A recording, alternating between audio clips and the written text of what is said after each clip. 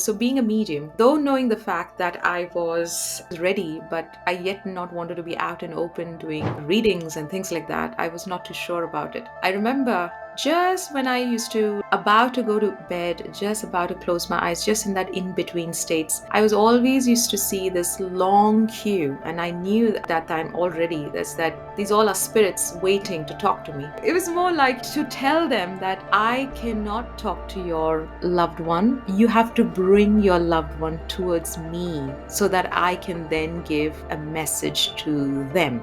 So it doesn't work this way. So there was this man who came in. It's a British guy, right? It's big, tall. He was also nice and big as well. So he wore a black t-shirt, and he was wearing black jeans, black t-shirt, and he wore these glasses, and he wore a cap, baseball cap. Well, for me, it was like a fun act, because what he was doing was he was removing his sunglasses, looking at me, wearing them back, and then he's removing his hat, and then he's wearing it back, and he's smiling and looking at me. And I was like, oh, that's funny. And I just told him in a very gentle way that you want to talk, you want to give a message, you're required to bring your loved one to me. And that's what I said, okay, I'm not going to talk to anybody now. I'm just going to go to bed. Okay, so everybody, bye-bye. One day I'm just sitting at my own house, and I hear a door ring. I open the door, and this lady is standing in front of me, and she's saying, you are Nikki, right? And I said, yes. And she goes, you are a medium. And I said, I am thinking, hey, I've not really told anybody. I've not really come out and open up, right? Like, I've not said anything. Like, how does she know?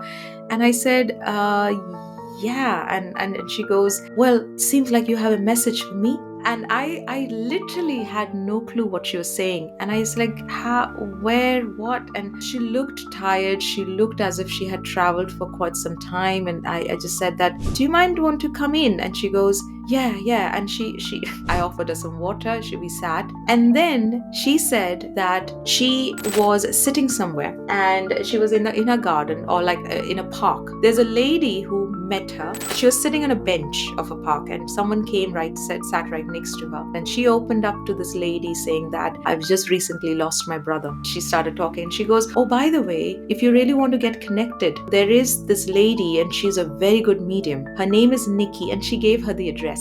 She gave her the address and everything. And that's when this woman actually came to see me.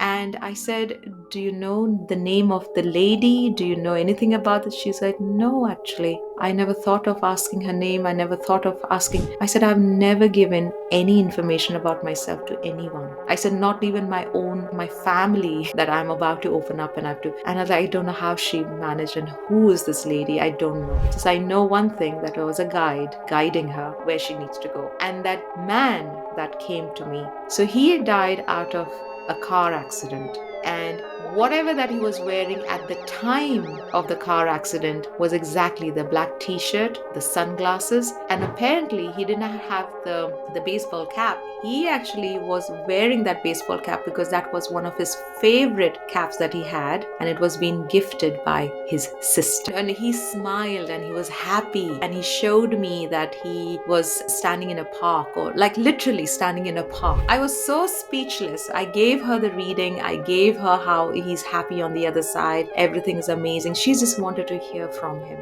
And she came the way, she traveled like 45 minutes to get to me. I can just imagine that like sometimes spirits can work this way as well.